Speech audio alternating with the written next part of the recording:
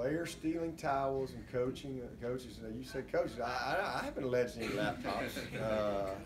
I did want an investigation on the towel stealing. And Dave sent me some Adidas towels back and apologized, and I'm like, well, these are Adidas. These aren't even our towels. So I guess Chubb still got them hung up in his apartment, wherever he is. Who is he with? Denver Broncos. Broncos. They're in Denver somewhere. But no, this is an incredibly competitive game for sure for both teams. Both teams want to win. We have had some crazy stuff though. I mean, we had y'all remember Isaiah Battle punched some guy that one year. Oh my God! At the end of a game, he just lost his mind. And then we had one of their coaches pushed maybe Deshaun. I can't remember. One year, and I had to call him and apologize for Isaiah, and he had to call me and apologize. For his coach pushing Deshaun on the sideline, and then last year I didn't really understand the laptop stuff. I'm not sure but that was it was all good. I get along fine with Dave. I mean, but it's just a very competitive game. They're a good team. They're like I said, well coached, good players, and that's why. And both teams want the same thing, and they want it bad, and that's why this has been a very competitive game. Coach, is there a difference when you go up against a team this deep into a season that's still undefeated, the confidence they bring to the table and energy they have that maybe a team with one loss, two losses wouldn't have? We get everybody's best. Just the way it is. It don't matter who we play. They can be 1-9. They'll play like a 9-1 team when they play the Tigers. So that's just part of it. We know that. So it really doesn't matter. NC State the last couple of years, they've been able to use backs and tight ends and things like that. A lot of those guys are around, and a lot of the returners are in that receiving core. Do you see any difference in them schematically now that they have to rely on receivers a little more? No. They're still going to run the ball. They run the stretch. They're a big RPO team. They're a big play action team. They're a big pistol team. Pistol play action, pistol boots, a lot of screens, shots, a bunch of tricks. I think it's on our breakdown. I think it's about 14% of their offense are tricks. What we would call some type of trick. Flea flickers, double passes. All kind. I think it's just they call that stuff to help them.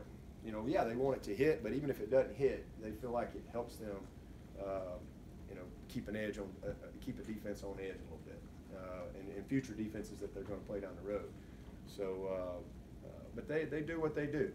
They're a lot of motions and shifts, and the biggest difference this year, I think that they're really high on their receivers, and they should be. These are really good players, very, very skilled guys that they have. But probably the biggest difference is they're a little bit more. They've always been a heavy 11 personnel team. They're a little more 10 personnel this year, as opposed to 12. They still get into some 12, but breakdown percentage-wise, it's not. It's a lower percentage than it's been in the past. Big number 42 and 6 and 2 tight ends they got. They're good players, but I think they've featured their receivers a little bit more, and this quarterback. This quarterback is he makes everything go. But it's all built off the run game. It's all built off of that. Do you see Xavier Thomas's role increasing some?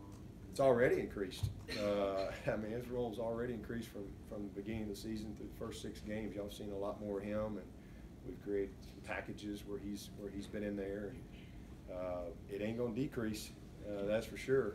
He's earned the opportunity, and it just helps. Clee and Austin can play both sides, and so he's kind of that third guy right now that we think can go in there and give Clee and Austin the type of break that they need to keep those guys fresh, and Justin's right there too, and like I said, and Logan is in that mix, but definitely Xavier has differentiated himself. you obviously knew you had a good one in Justin Ross, but just the way he's picked things up and what he's done, has he maybe even exceeded your earliest expectations? Oh, he's definitely exceeded my expectations.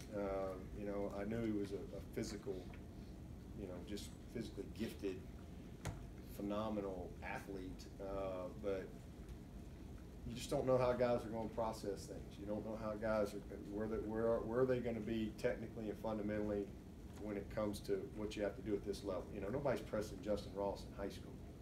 You know, and most of those guys struggle when we get them because the guys we get are always the best athlete on the field. And if they do have somebody pressing them, then there's usually somebody over the top. You know, so we don't see many.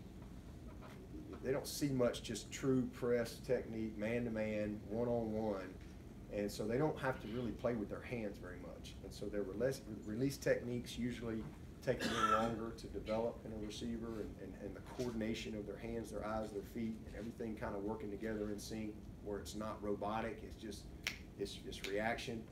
And you just don't know until you start coaching a guy. And then you throw on top all the scheme, speed of the game, and he was amazing right out of the gate. His ability to process things, learn it, but more importantly, his how advanced he was technically. I mean, he really picked things up quickly from a coaching standpoint, and his ability to play with his hands. I mean, he's a strong